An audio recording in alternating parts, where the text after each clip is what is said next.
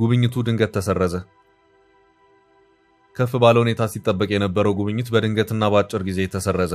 ይህ ጉብኝት የቱርኩን ፕሬዝዳንት ረሲፕ ጣይብ ኤርዶጋንን የሚመለከት ሲሆን ፕሬዝዳንቱ በዛሬው ዕለት ሰኞ ፌብሩዋሪ 16 ቀን 2026 እና በነገው ዕለት ማክሰኞ ፌብሩዋሪ 17 ቀን 2026 የተባበሩት አረብ ኤምሬትና ኢትዮጵያን አከታትሎ የመጎብኘት እቅድ ነበራቸው። የኤርዶጋንን የሁለቱን ሀገራት ጉብኝት በተመለከተ የፕሬዝዳንቱ ጽህፈት ቤት በማስታወቁ የተለያዩ መገናኛ ብዙሃን ሰፊ ሽፋን የሰጡበት ሁኔታ ታይቷል። ሆኖም በዛሬው ዕለት ከተባበሩት አረብ ኤምሬትስ ሊጀመር የነበረው የፕሬዝዳንት ረሲፕ ጣይብ ኤርዶጋን የተባበሩት አረብ ኤምሬትስ ጉብኝት በመጨረሻው ሰዓት ባልተጠበቀ ሁኔታ ተሰርዟል። ለዚህ የኤርዶጋን ጉብኝት መሰረዝ ምክንያት የሆነው የተባበሩት አረብ ኤምሬትስ ፕሬዝዳንት ሼክ መሐመድ ቢን ዛይድ አል ናህያን መታመማቸው እንደሆነ ዘገባዎች አመላክተዋል። ቱርክና የተባበሩት አረብ ኤምሬትስ ካሏቸው ሁለትዮሽ ግንኙነቶች ባሻገር በአፍሪካው ቀንድ ጂኦፖለቲካም የሚገናኙባቸው ሁኔታዎች ተፈጥረዋል። ቱርክም ሆነች የተባበሩት አረብ ኤምሬትስ ሶማሊያና ሶማሊላንድን ማዕከል አድርገው በሚንቀሳቀሱበት ቀጠናዊ ፖለቲካ ግን የቡድን አስተላለፋቸው የተለያየ ሆኗል። ሶማሊያን በተመለከተ ቱርክ ሶማሊላንድ የሶማሊያ ሉዓላዊ ግዛት አንድ አካል ናት፣ የሶማሊያ አንድነትን አደጋ ውስጥ ሊከት የሚችል አንዳች አይነት ነገር መፈጠር የለበትም የሚል የጸና አቋም አላት። በሌላ አቅጣጫ ደግሞ የተባበሩት አረብ ኤምሬትስ ከሶማሊላንድ ጋር ጠንካራ ግንኙነቶችን መስርታለች፣ ተገንጣዩን ራስ ገዝ ሶማሊላንድን በብዙ መልኩ ታበረታታለች የሚል ክሶችም ይቀርቡበታል።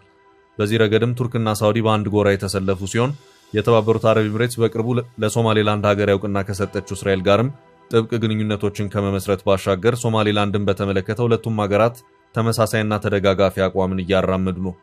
በወዳጆቿ በኩል ወቀሳዎች ሲሰሙባት ቆይተዋል። በዚህ ረገድም አንዷ ተቃዋሚ ግብጽ ስትሆን አሁን በተባበሩት አረብ ኤምሬትስ ላይ ያደርጉት የነበረው ጉብኝት ድንገት የተሰረዘባቸው የቱርኩ ፕሬዝዳንት ረሲፕ ጣይብ ኤርዶጋን ቀደም ብለው ከቀናት በፊት በግብጽ ካይሮ ቆይታ አድርገው ከሀገሪቱ ፕሬዝዳንት አብዱል ፈታህ አልሲሲ ጋር የመከሩበት ሁኔታ እንደነበርም የሚታወስ ነው።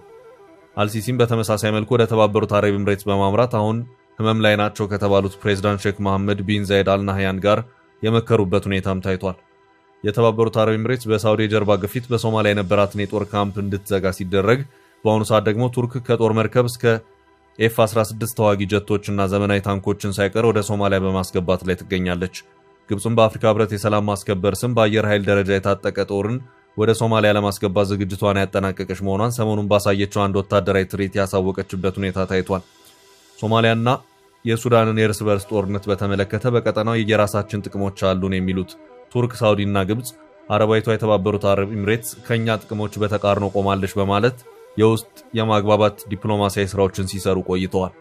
ሆኖም የተባበሩት አረብ ኤምሬትስና ሳውዲ በየመን ጉዳይ ሳይቀር ልዩነቶች ተፈጥረው ሁኔታው በመካረሩ አንዱ በሌላው ላይ በላይነትን ለመውሰድ የአፍሪካውን ቀንድ የሽኩቻ ማዕከል ያደረጉበት መሆኑም ይነገራል።